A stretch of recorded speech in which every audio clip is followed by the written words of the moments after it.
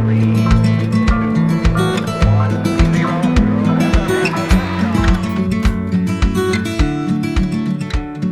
to let another member in, but welcome everyone to the first webinar for 2026. So really good to see you all. Nice turnout.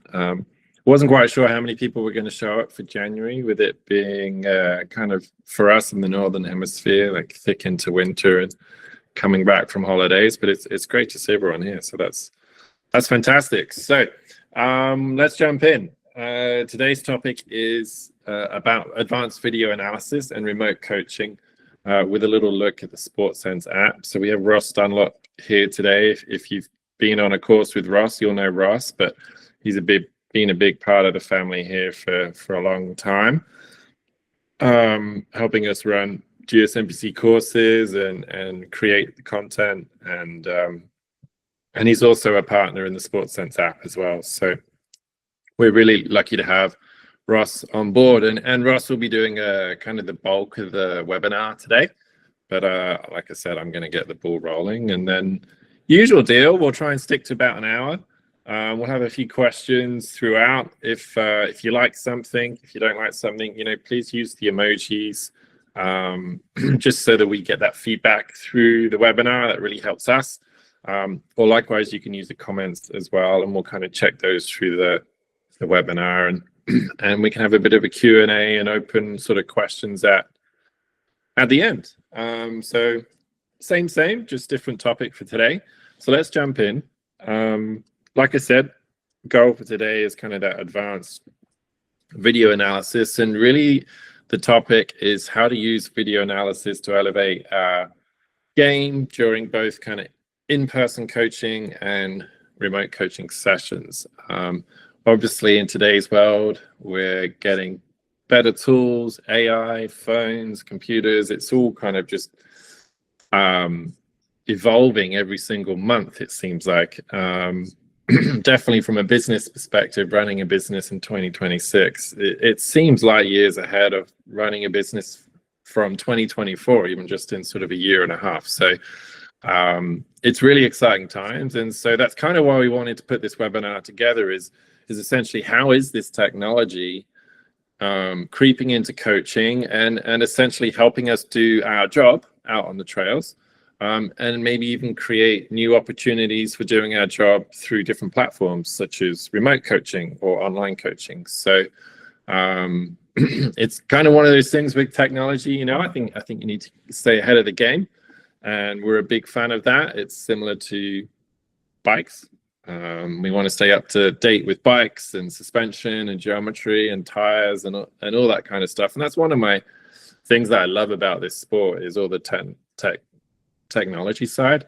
And so things like this video analysis app and tools like that, I think it's all part of it when it comes to coaching. So it's a really exciting time. So the three things we're going to kind of look at today, I'm going to quickly just review some analyzing technique and go through the framework that we discussed on a previous feedback or feed forward webinar. So just a quick review of that framework, so that when we do dig into using tools like Sportsense, using your cameras, your phones for video analysis, we're coming from a foundation of just teaching mountain biking, analyzing technique, analyzing skills, and then how we communicate that in a positive way to our clients. And then Ross is going to jump in. He'll take over. He's going to spend majority of the time, like I said, just going through the Sportsense app and essentially highlighting probably some of the stuff you already know and seen. That there's definitely a few different apps out there, but just going through the app and really showing just the capabilities that it now has. It's been really awesome to see its evolution over the last 12 months. It's pretty amazing. And then hopefully at the end, if we get time, the goal is to sort of take all of this information and this context and apply that to this sort of newer field that we're seeing now, this idea of remote coaching, online coaching, and how can we as coaches help riders that aren't necessarily with us. Maybe they're in a different town, maybe even a different country, But through these tools, through these apps, we can still provide those kind of learning outcomes and those coaching opportunities. So let's just moving on to the next slide. So just to dig into number one here, in terms of framework for analyzing technique, it always starts with essentially when you're on the trail and you've got your rider in front of you or riding by you, you know, one of the key points to start with your analyzing technique is where do you watch the rider from? So there's a few pictures here. You know, you can see I'm kind of filming from the side, or I'm filming from behind, or filming from the front. And the reason for this is those different viewpoints can really help you see different things, different skills. If I'm, for example, watching from the side as a rider kind of rides past me, it's really useful for me to see their fore-aft position on the bike and how the suspension is settling or working. If they're riding away from me, it can be a really useful viewpoint to watch their rotational movements and maybe even hear or see the back wheel in case they're skidding down a rock, for example. So depending on, you know, the terrain that we're in or the skill that we're focusing on, just being aware as a coach of, you know, if I am going to film them, or even if I'm not filming them, I'm just there on the trail and I'm watching my student, having an awareness of what skill am I working on and what viewpoint can really just be a nice way to kind of reframe or just polish your analyzing technique. And then when I watch a rider come towards me, so that sort of front on view, there's a great opportunity there for me to see their body position vertically, higher or lower. I can really see that through the arms and the distance from the chin to the stem. And I can also see things, particularly when it comes to movements or skills in direction control, like angulation or rotation. I can see if one arm is more flexed than the other arm, or if one knee is pointing into the frame, like the outside knee points into the frame or the inside knee points away from the frame. A lot of those skills are really helpful to see from that kind of front-facing view. So viewpoints are a great place to start with your analysis of your technique. And then I don't know if you remember, but in the last webinar, we did touch on trying to separate looking at the bike versus the body versus the dirt. And a lot of the time, we're going to be looking at the body. We're going to be looking at that body position. But, you know, if we're teaching skills like braking, for example, it's nice to listen even to the bike or watch the wheels, maybe even watch the suspension, when or how much the fork compresses, for example, if they're really working on their front suspension. Sometimes if I'm teaching a group lesson, for example, I might see a lot of riders doing some braking exercises, and I won't necessarily have the time to analyze that technique, but I might just take a moment to look at everybody's forks when they brake. And if the fork compresses quite a lot and quite quickly, that's probably a sign that they're having a really good go at that braking exercise, for example. So not right or wrong there, just kind of giving you ideas, planting some seeds. And the other one is looking or listening to the dirt. This picture here, you know, we can see a bit of a shroud here through the back of Dave's tire as he goes through some of that looser dirt. So that's things I can listen to, things I can look for when I'm analyzing technique. Oh, sorry. What's going on here? Zooming out a bit too quick. There we go. So different viewpoints, whether you're looking at the bike, the body, or the dirt, and then just prioritizing through the 6 riding skills. Essentially, a lot of the time, just as a recap, we often see 2 or 3 skills that we might want to talk about with our students. And as we know, the key goal in coaching is less is more, and try and streamline things. So trying to prioritize the one skill that has the biggest impact. And sometimes your feedback might also just be focused more towards, well, what's the easiest one to change?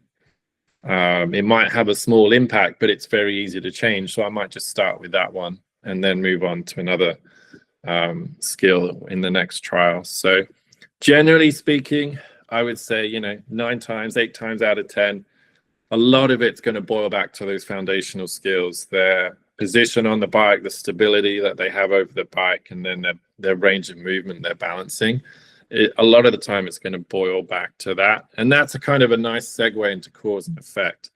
Cause and effect is just a nice little reminder for coaches to remember that sometimes we see the symptom, we don't necessarily see the cause. So we might just need to pause as a coach. We're analyzing all these things, we're getting a lot of data. Before we kind of open our mouth and talk to the student, let's just take a second to think, well, I'm seeing this, but is that the cause? I'm seeing, I know perhaps they're washing the front end out a little bit. It's a cross-country lesson. They're on a sort of fairly classic XC or trail mountain bike, and they tend to wash the front end through corners. I might just immediately go to, hey, your body position's a little bit back, but why might that be? Could it be their foot position? Could it be something in their knee, kind of hip position? It could be a bike setup thing. Maybe the front tire's lacking grit, the fork is really stiff, the bike, or maybe the fork's too soft, the bike isn't allowing them to weight the front end with confidence. So that cause and effect, sometimes it's looking from one skill to another. A classic one, just to give you another quick example, is angulation. You see a rider that finds it hard to separate and disconnect with the bike and lean the bike more than their body. Often it's not because they can't lean the bike more than the body, it's just because they're riding too tall or their weight's a little bit too back. So I might be inclined to give them feedback on angulation and how to lean the bars, but actually I need to give them feedback on their position and on the bike, because if we get them more centered or we get them lower, then leaning the bike underneath them is easier. So that cause and effect is a really important part of our analysis technique and our framework, and understanding it might be, the cause might be a skill, the effect might be a skill. The cause could be bike setup, and the effect could then be any one of a number of skills. So just looking at those different sort of layers within that analysis framework. So that's just a little bit more of a review of the analysis part, a little bit less on the feedback or feed forward part. We talked a lot about that in the last webinar with, once we've done the analysis, how do we then say what we'd like to see? So you can always refer back to that webinar. But I did want to start today's webinar with just a little bit of a review with analyzing technique. And one thing I missed off the list there, just as a quick bonus point, is creating that ideal image in your head. Really knowing what you want to see before you then watch your student, whether you're watching them in person or whether you're watching them on the screen, on your phone or on your computer. Know what it is you want to see from them in an ideal world before you watch that video, because that creates the opportunity to do the compare and contrast between the ideal image in your head and then obviously what your student is showing them. And that is so much easier to then see those little things. Oh, they're a little bit back, they're a little bit tall, they're standing on the toes a bit too much, the knees are a bit too flexed. Whatever the case may be, they're not rotating their hips, or when they're climbing, they're not hinging at the waist and getting their chest low enough, or they're in the wrong gear. If you know what it is you want to see, it's much easier to see the sort of deficiencies when it's time to analyze your student. So that's it from me. Just before we jump on, I wouldn't mind just kind of taking, and I'll kind of hand it over to Ross here, but good to ask a question to you all. Feel free to unmute or type away in the comments box. But who's used a video analysis tool like Sportsense, or even just using your phone? What are some pros you found from it? What are some cons? How often do you use it? It would be nice just to see where you are all at in terms of video analysis and your experience with that before we dig any further. So yeah, feel free to type away or just unmute and let us know. Mike's put Yeah, I'd agree with that. Riders enjoy seeing what they just did in real time. Often there's a disconnect between they understand what we're saying, but until they see it, they don't often connect with how much. We might, for example, say, oh, let's try and get a little bit lower, and they think they need to get, really low, or they think they need to get a tiny bit lower, and until they see the video, then it's really difficult for them to quantify it. And they see the video, and there's kind of that light bulb moment, like, oh, I didn't realize you meant that much low. Like, oh, I didn't realize I was that tall. So good comment there from Mike. Josh says he's been using it every day. That's cool. And Kim as well. Any other experiences with either different apps or just using video analysis without an app and just literally like your camera on your phone, maybe? This Angelo. Hey, man. I use it a lot, but I find myself sometimes getting too excited in the app and like spending more than I need to, because like I come from ball sports, so I play baseball, and we use these type of tools all the time, and like now I get to use it coaching myself, so it's kind of like I get stuck sometimes and I have to pull myself away to get back to the lesson. Yeah, I would say that's one of the pros and cons of it for sure. Like it's exciting. It's exciting for the coach and for the riders. Everybody loves to see their riding or their friends riding. But then it can be very easy to overanalyze, to see too many things. Especially when you slow it down and you use the sort of the reel at the bottom to kind of go forwards or backwards or pause. The analysis almost can become too good, and now we've seen too many things, and it's quite easy for the coach and or the student to get overwhelmed. And that's one of the benefits, I think, too, of just trying to continue to develop your analysis skills without any tools, because it does force you to see it quickly, and because you are seeing it quickly, you don't have as much opportunity to get overwhelmed with seeing 2, 3, 4 things. But as soon as you slow-mo it down and you pause it and you rewind, suddenly you can see loads of things. So just be aware of that as a coach.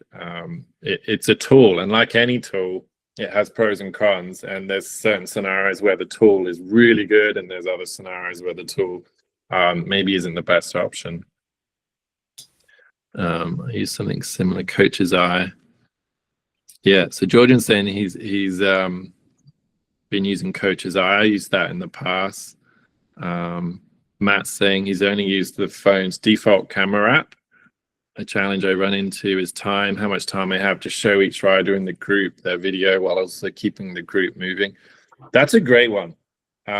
I do find video analysis, kind of detailed video analysis, is definitely more appropriate for private lessons, semi-private lessons. The group lessons is where it's a lot more challenging. And for me, that's where we kind of upsell private lessons. One of the features, one of the benefits of that more expensive product is you get this detailed video analysis. And that way in group lessons, you can kind of keep the flow going as well. If there's too much video analysis in a group lesson, it can, like Matt says, it can quickly become a big time drainer for sure. Even just filming 6 people and then them waiting and you catching up. Any other pros and cons or things that you guys have found?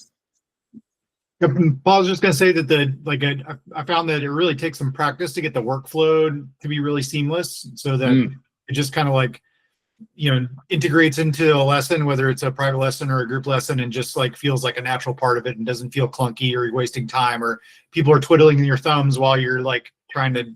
But yeah, so it definitely takes some practice to make it seamless. Yeah, I like that point. I agree. There's definitely times where there's also parts on the trail where like this trail section will naturally set up for quite a good little video analysis session for 5-10 minutes, and there's other parts of the trail where if I try and video here, it's really awkward, and then I have to get them to go down the trail and meet them later. And so I agree with you. There's kind of the practical side on the trail, but then there's also just the flow of the app. Like any app, if you're brand new to it and you hit the wrong button and then you go back and you've lost the video, and it takes a while to sort of be seamless and smooth with the app. And I think the goal with, you know, a good video analysis app is that it does have more features, it does have more capability, which is why it makes it more valuable. But then the trick there, you know, the flip side is, well, can you flip through the app and use it efficiently so that your student isn't standing around waiting for you to, you know, play the video back? Eric, I think Eric's got a hand up. You had a point there, Eric. Hear me okay? Yeah, man.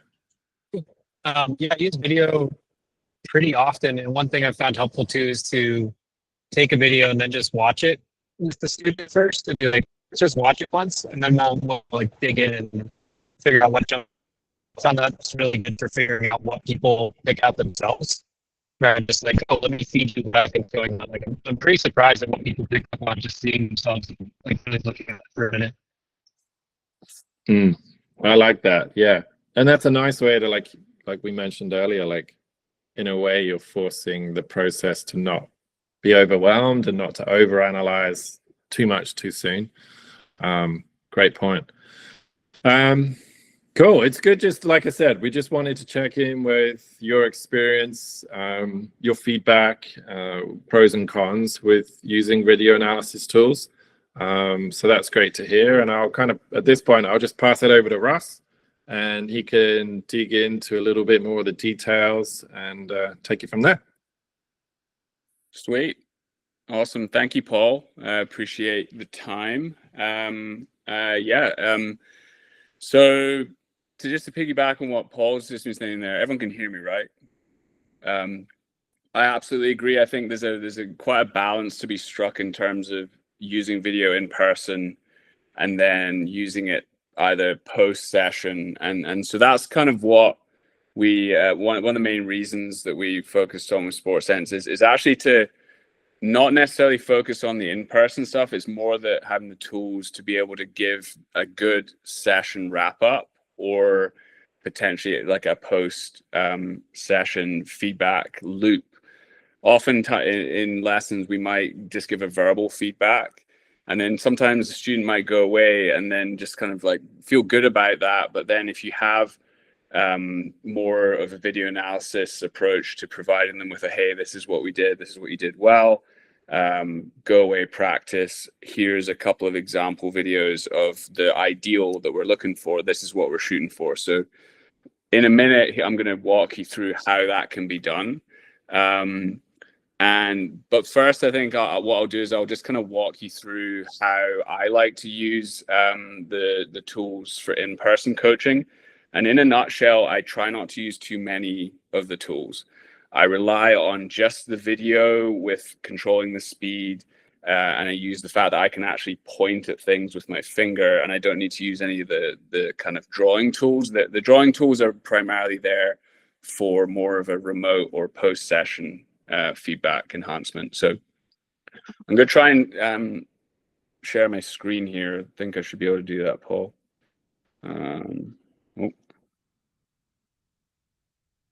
Oh, there we are.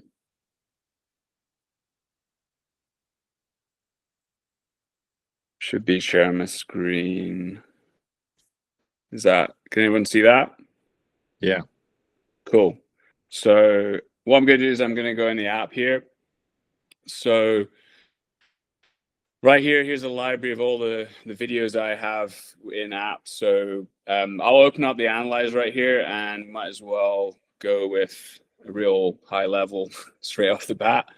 I got to say, like, one reason I love video is I love it for a coach to just observe great riding from the pros, because it helps keep me up to date in what I'm looking at in terms of a reference model. So quite often I'll even take a screen grab of even an Instagram reel, and then plug it into the app and then just analyze it so I can check. So here we got Jackson Goldstone. So, you know, we got the scroller along the bottom, frame by frame. So in person, really, I mean, I try not to overdo it, and I just use that and maybe zoom in, point at some things. Partly because it saves time and it gets the message across. what I might also do potentially is if there was a repeat effort, or if someone else in the group did it really awesome, I could do a comparison. So in this case, we've got Jackson here, and then we've got Finn Isles right here, and then I can lock in the middle, and then the videos are kind of synced. Can go a bit more slow-mo just so I can kind of play it. And the thing I like about this here is right here, we got two epically good riders, but in the same section of trail, they're actually looking a little bit different. I would actually, yeah, no, that's Loic actually. Yeah, it's Loic. Which is interesting to me because they're both getting the job done really well, but Jackson won that race. So we're probably gonna default to like the thing I like about what Jackson does here is he returns to neutral really nice, whereas like literally the exact same frame almost, and they're almost in the opposite position. So from a body language perspective, Loic's using more energy here. You could argue that Loic's a more robust individual, has more mass, and therefore he's having to be in a hunkered down position just to deal with the forces a bit more, whereas Jackson's a lot more light. And but yeah, so in terms of just feedback, I'll usually default to either just the raw video of the individual and point slow-mo, stuff like that, or if you have an example of a repeat effort that someone's done, you could show, hey, look, that second time, here's a video, and look how you made the adjustment that we were looking at. Good job. That's awesome. And then we're not taking up too much time. So I like that point, Ross. Like, I think a lot of people think the compare and contrast tool is to like compare one rider with another rider, but comparing, you know, the same person, but 5 minutes later with themselves, I think that's a sort of a missed opportunity that that tool is really good for. Like, look, here's your first try and here's your fifth try. Look at the difference. Yeah, for sure. And one thing we're enabling in app I'll show you right now is like quite often as a coach, say you have a selection of videos that you have that maybe you filmed to try and show the reference model, or you've maybe found it online. What you can do is you can create a reference library. So if I go into the share at the bottom right, I can go to plus and create. It gives an option to either do a private feed, a group feed, or a reference. So if I want to create good riding feed here, and then I can have it as a reference, I can choose the sport. In this case, we've got mountain biking, and that's all I need to do. And then what I can do is I can potentially add users. So if you have in your business, or if you have a sort of a group of coaches that work for a club, you can all have that same library access for an ideal video. In actual fact, if any of you do have the app, what you could do is you could go to the in-app QR code and scan that, and then you would be added to that specific reference feed. So I don't know if anyone has that handy. And you can do that if you like. That's cool. cool. I won't take up too much time, but so yeah, because I haven't added anything to that. And actually, Josh, if you're into that and you have a video handy, feel free to add one to that. And yeah, if anyone who was able to get into that feed, you can do that. And so that actually showcases how we can then take the relationship that we might have with a student and take it remotely. So as I said, we can create a feed. So I think one thing that we've tried to do with this is I'll kind of walk you through the post session feedback. So say all these videos here that I've taken in one session and potentially they're one student. What I can do is I can select them all, and then I can go to editor. And what this does is it stitches all these videos together. So one thing I find that's potentially a bit annoying is if you have, say, 10 individual videos that are about 5 seconds long. But what this does is it can stitch together all these videos into almost like even almost like an Instagram reel. And you can even sort of pick a spot where you split. And then this can highlight a little section of the turn, for example, where you could choose to adjust the speed and you could slow that down. So one thing then what we could do is, as part of a post-session feedback, is I can stitch these videos together and then I can export it and it'll create a longer video. Which will then get deposited into the library within the app. And then, so yeah, we've got a 50-second long video there. So then what I could do is I could share that, and we'll go to just good writing in this sense. And at this stage, we can either just do a quick share where there's no additional feedback, or I can add feedback. And for this one, I can do a voice to text. So I could say, good job, Jackson, great writing. Little thing to focus on next time is try and make us all look a little bit better and calm down a little bit. Oh, I think that is because I'm sharing the screen. Normally it would pop up with a transcript there. Yeah, for some reason it doesn't work when I'm sharing screen. But then that would create a text. So I quite like that because it's less sort of editing or less sort of time constraining than doing a sort of an actual voiceover, but the words still mean something, and it's talking about the videos and the session as a whole. So in essence, you're doing a session wrap up with a text reminder of what you worked on, what they did well, and what to continue doing. And then you can add a reference video.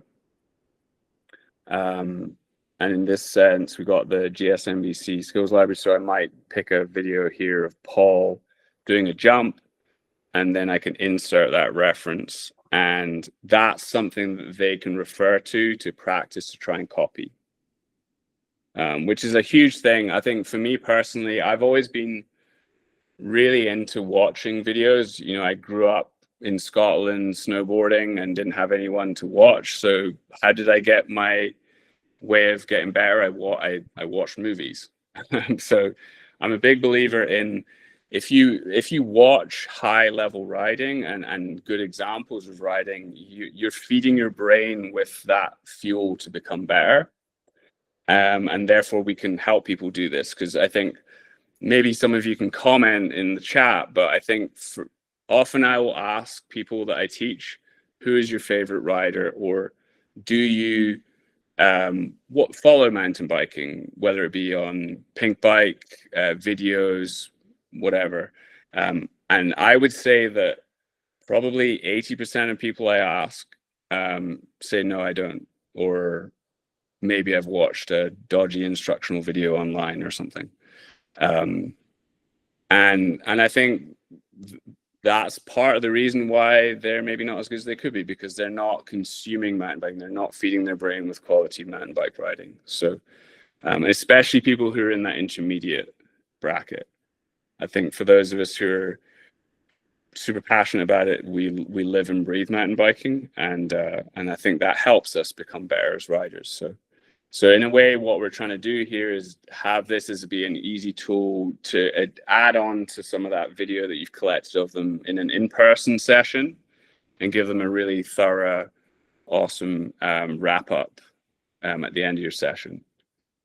And then the hope there, potentially, if it's within, say, your business model, is that you could potentially offer a remote offering to that student. Say you have a couple of in-person sessions, and then potentially that student, they might be priced out potentially, whether it be with too much time or not enough time to do in-person sessions. You could say, hey, I'm, you know, part of we've got a new offering this year, and we're gonna basically do a couple of in-person sessions, but then as well as that, you can send videos through the app, and I can give you some feedback to track your progress. So it's definitely a newer thing, and I think it's going to be interesting to see how it goes moving forwards, as to how maybe there might be new people who come in who maybe might even be nervous of doing an in-person coaching session. They don't necessarily, maybe they don't want to put themselves out there, because that is a big part of someone showing up to a lesson. They're putting themselves out there. It's nerve-wracking for some people.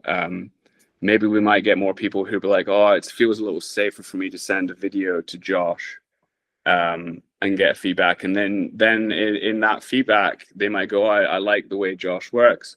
I'm going to book him in person potentially. So, or it could be the other way around. It's like, I really like Josh, his in-person sessions, but I can't afford to book him every week. But it'd be cool to check in every week, at least sending him a video. So, yeah. Other ways we can do that. So that would be the one where we can just compile a video and then add a little bit of a text summary, add a reference one. Another one we can do here is we can do coaches. Oh, no, that's not it. We can do like a coach's cam scenario where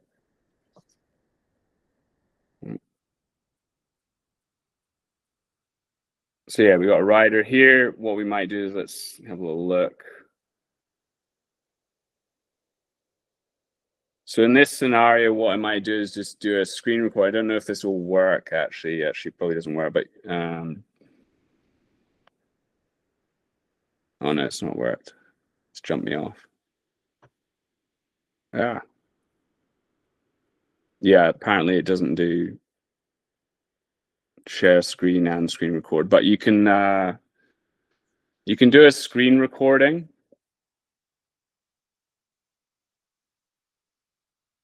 On the top right hand, there's a record button there, and that's when the annotation tools really come into play, where we might choose to do, you know, focusing on where we might look. We might use one I quite like is the angle, so that can kind of show hip hinge. So I might say, hey, good job. Right here in this shot, you can see the angle of your hip hinge is this angle. On the previous one you did was a little bit different. Continue to focus on this to keep good front end traction.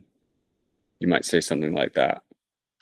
And then that will be sort of a coach's cam sort of style. So yeah, you got my little mug there. So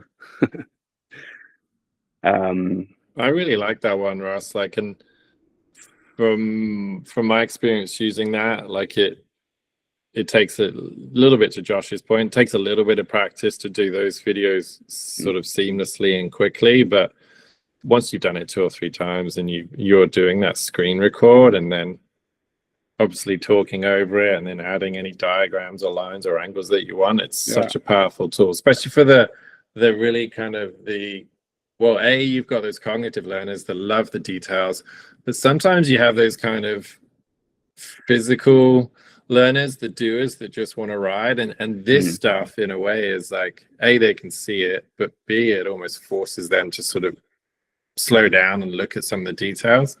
But yeah, I love those features. They're wicked. Yeah, for sure. Get out of there. Where are we at? Yeah, so yeah, and one other thing to note as well, we've tried to make a thing that helps make the camera experience more. So I've opened up the in-app camera here. So I don't personally love having all my coaching videos cluttering up my own personal like library of videos and pictures. So if you use the in-app camera, it only it stays in-app. Also, you can set tags. So on the bottom left here, if you know you're working on cornering, for example, you can go to actions, and then we have say corner, and then if say you're in a private lesson scenario and you've already connected with that person and that person already has a connection with you in app, you can select their user, and we'll do Adam here. And so what that means is if you select, when you take a video, that video gets tagged with the fact that they're doing mountain biking, they're cornering, and it's Adam Snow. So therefore it can help filter you. So if you do take lots of videos. The other thing you can do is if this is a private customer, for example, you can, in the bottom right here, you can preset where it gets sent. So if you have a private feed that's already set up with that person, all the videos will get, as you're filming, will get put into that feed. So it helps minimize additional work on your end post session. So that's definitely something that we've been working on trying to do. So, but yeah, and then here, this is the feed page. As you can see, I've got lots. We're probably gonna have to do it almost like a little bit of a Google scenario where, for me, I can toggle between, say, snowboard feeds and mountain biking feeds and GSMBC feeds because we've been using them on the courses. So, but yeah, you can add multiple people to feed. Way of looking at that, you can add users here. So right now it's only me, but if I have the email, so if you're engaging in a chat with someone who wants to get remote sort of coaching, you can get their email and just say, hey, I'm going to forward you an email to this, look for it, and that'll be the interface for us to engage in this. Okay, sweet. Yeah, I think other than that, I think that's the workflows really for how to use it. It's pretty simple, and we've definitely made some refinements. Does anyone have any questions?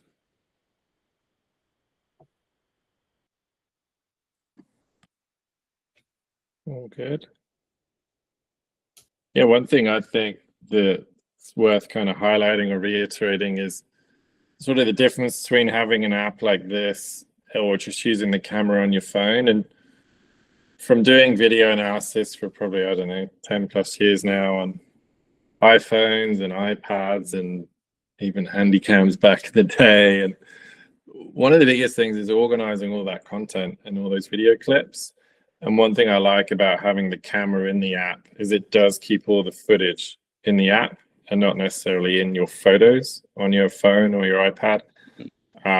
So that's a huge advantage. But then like Ross just showed you, that tagging feature so that you can organize your clips into groups or student names or trail names, or even just the maneuver, like these are cornering clips or these are drop clips or these are jump clips.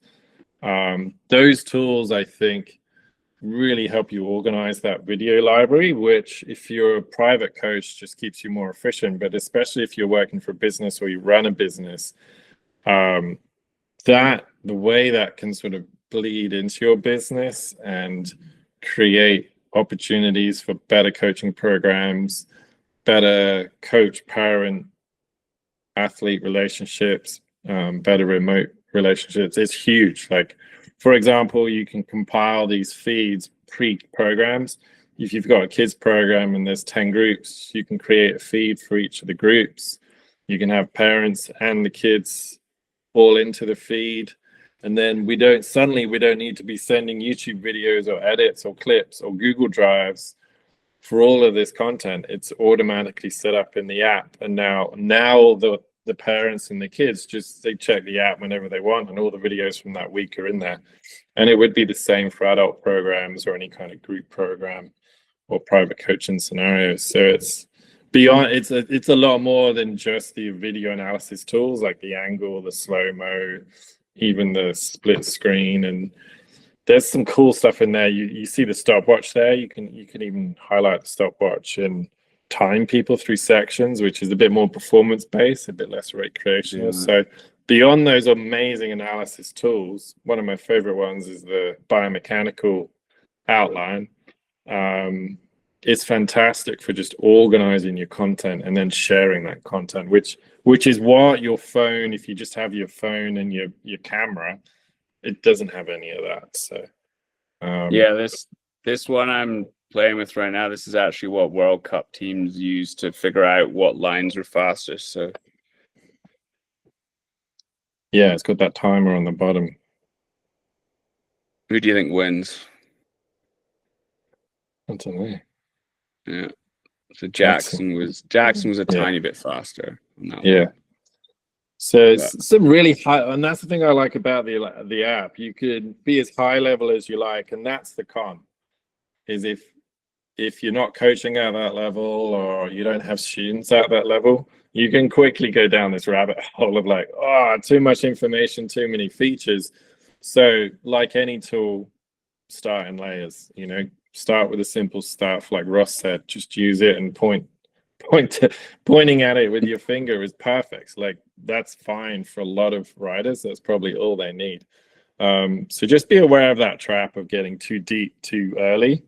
If the rider or the student's not quite ready for it, but over time, learning those features, it's just increasing your capability, A, to develop your own analysis, but B, to obviously help your riders. Josh, you got a question there.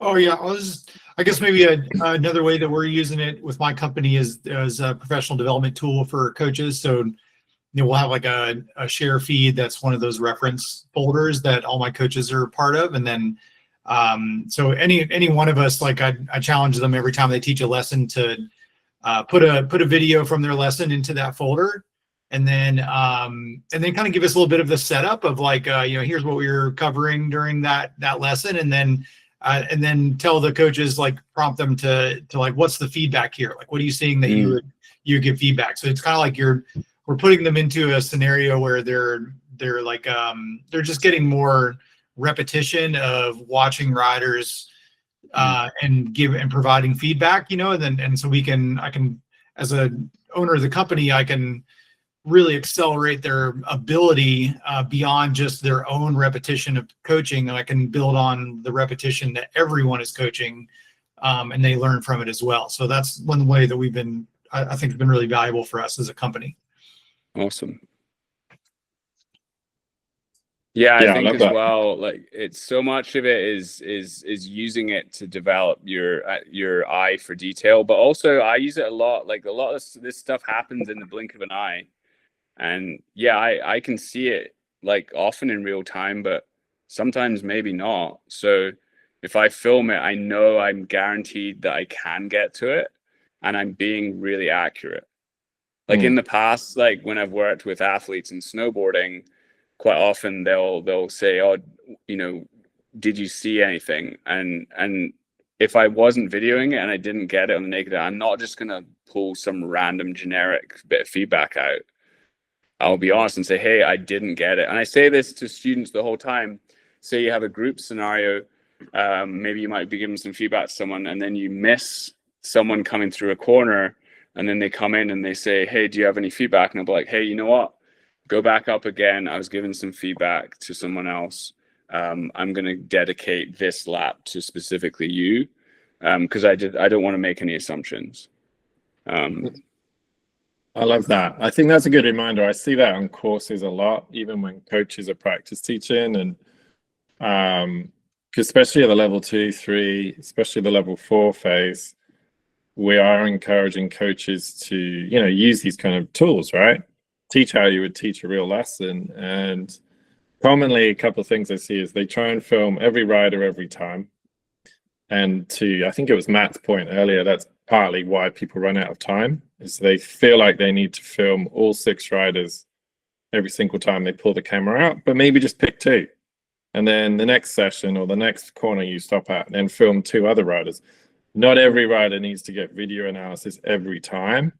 And that creates a nice blend between sort of keeping the lesson flowing and moving, but also dribbling in some sort of detail and that cool kind of one-to-one video analysis. So to Ross's point, that's perfect. And the other trap they fall into is they pretend they filmed it or they just make stuff up. So I'm glad Ross said that, because that's quite a common one. So yeah, if you don't see it, just let them know, hey man, just write up and I'll watch you next time. And then next time she comes down, you can film her and get her next time. I think cool. a couple of tips. I think you alluded to it earlier, Paul, but I think there is a bit of an art to collecting the videos as well. I think a static camera is good, because without too much panning, because you can kind of, if you have repeat efforts, then you can genuinely measure, progress, because you can see it from a similar angle. So I've invested myself in just a cheap Amazon $30 tripod that I sometimes place my phone on, and then just it kind of will record. And I know, Josh, you've been playing around with GoPro, as have I, for follow cam, which has been really quite cool, actually. So yeah, there's multiple different ways of doing it, and you can actually upload videos of quite a long length into the app at a little bit of a lower frame rate or quality, because it's a super big file. You can't load a 5-minute 4K video, because that would take a long time. But yeah, Mike, did you have a question? Yeah, I did, and I don't want to turn this into like a tutorial. I downloaded the app during this webinar, and I just had just a real quick question. I went into the share section, and right off the bat, there is dozens of videos from Josh Whitmore, who hosted the flow instructor course that I went to, and then there's another. It doesn't, yeah. Like Josh is no, it was really good. Well, it took you long enough to find him, Mike. Jeez. Yeah. Yeah. And then there's like another file that I just happened to come across that says Take Aim Coaches. And I guess my question is, in a nutshell, how are these set up? I appreciate finding all these videos from Josh. Are you tech savvy, Mike, or are you? Yes. Okay, you are. You must have been sent an invite email that you didn't get. Maybe you didn't get it because it got lost, or it went into a junk file or something and got accidentally deleted. Okay. Yeah, typically, like for any GSMBC course, the ask is to download the app, and then what can happen is, say a feed is shared with you. So I can share a QR code, for example, in person, or like this. Actually, you can use the in-app QR scanner, and then you can be invited by the feed. I could also do share link. So I use this quite a lot. If I'm gonna share it, I can text it to someone that way. That can be quite a good way of doing it. Yeah. So for whatever reason, it was all set up, but you didn't get the invite. Okay, that makes sense. And But again, for you personally, if you want to create your own feed, you can go to share, and then in the top right, you can hit the add button, and then if say you have someone for a private lesson, you can do that. If you've got a group, you could do that. Often for groups, I suggest them for, say, maybe even a long-term development group. Say you have a race program or whatever, you can just say, hey, this is where all the videos are going to live for our season. I'm not airdropping you every end of every session. It's all going here. And it works across platforms as well, not just iPhone. Like Paul will take the mick out of me the whole time, but I'm actually an Android user for my sins, and I would always get really frustrated. Not frustrated, but it's always like when someone says, "Oh, can you airdrop the videos to me?" And I couldn't. And I don't necessarily want to just get a WhatsApp chat going, because I like keeping my professional and private life somewhat separate for the most part. So yeah, we wanted to keep everything coach related in app. So Yeah. you have that professional boundary. Yeah. Okay. Yeah. That makes I think that sense. I file appreciate sharing it. is awesome. Yeah. So yeah. Well, I think Angelo, you had a question there. Yeah, I think he kind of answered my question because I run a youth development program, and I guess my question is, will the parents need to download the app? Because right now, what I've been doing is after each session that we do, I come back home and like take a day and go through all the videos, and like I use the app to like do all my annotations, and then I export and send individual emails. So That sounds like a lot of work. yeah, so this saves all of that. Yeah, I think so. What age are the kids? I think it brings up a good topic, because they're, realistically, if we have minors involved, then it is the parents who you should be sending. So it should be the parents' email, and then they are able to show their kids. But essentially, if you have 5 children, you'll be connected with 5 adult parents, and then we can do it that way.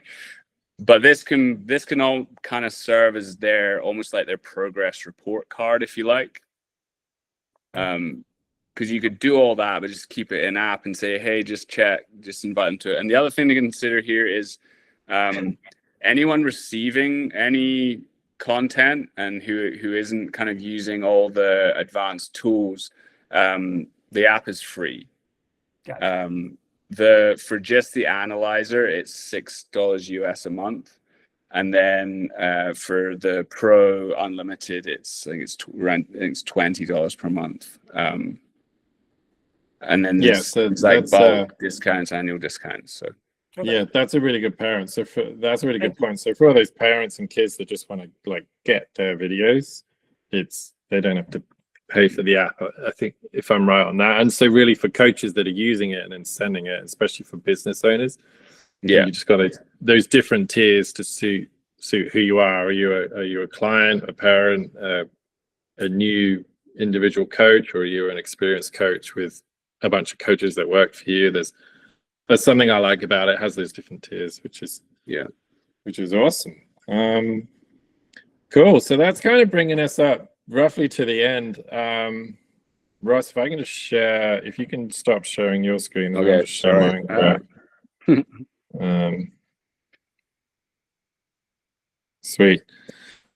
So yeah, just some last little takeaways, I think, with the app. And one thing to highlight is from this discussion is knowing when to use this app and how much to use it. And there's still a bulk of my coaching that I'm not using video analysis. It really is for sort of the higher end long-term programs, regular private clients, or those really discerning riders, probably a sort of intermediate and up.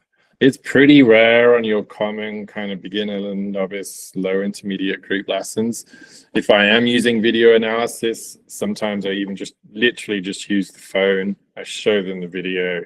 I can delete the video later.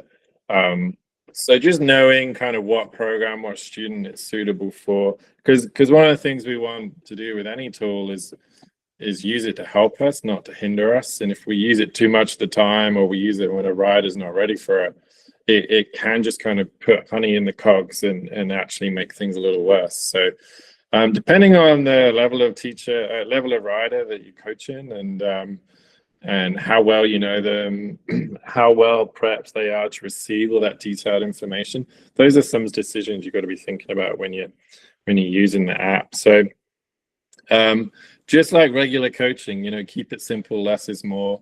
And then if you are doing some remote coaching, and you are working with someone through webinars, through Google Meet sessions or Zoom sessions, or you are recording yourself, and like Ross showed you earlier, be aware that your outside persona, where you're projecting your voice, you've got good energy, that needs to come through either in a remote Zoom meeting and or through your recordings. I've definitely learned the hard way. I'm still learning that now. Like, I feel like my indoor persona is a lot more sleepy and laid back, and sometimes I listen to myself in recordings and I'm like, oh my God, I'm about to fall asleep. But that's kind of how I am at home. So I'm trying to learn over time to be like, right, if I'm recording myself and I'm saying something and I'm sending someone a video of me talking and giving them feedback, how would I say that if I was out on the trail? And as you can tell now, like I'm talking with energy, I'm talking with enthusiasm, and just making sure you're bringing that coaching persona you have on the bike into any kind of remote coaching that you're doing, where essentially you're probably in your office talking to your laptop or talking to your phone. So that would be my last little tip there. If you're using the Sportsense app and you're doing some remote coaching, just bring your normal coaching self, your coaching energy into those recordings or into those meetings online. But otherwise, I just want to say a big thanks to Ross, and a big thanks to Sportsense. It's really nice to have an app that's essentially being built around mountain biking first and not around other sports like tennis or golf. And I think that really shows in the functions and the features that we see in the app. So for mountain bike coaches, it's a huge asset. So thank you for all your work, Ross and Alex and all the team at Sportsense, because it's making us better coaches. I think I really do. So thanks, man. Yeah, cheers. And to everyone else, we're all ears for feedback. We're not here to just say, hey, this is awesome, you don't know any better. So if you have any feedback, if you have any features that you think that you'd like, then part of my role is to develop the product in a way that is genuinely helpful to all coaches. So yeah. Any last comments or questions? We're happy to hear them. Don't be shy. All good. Thanks, Mike. Just looking at the comments here.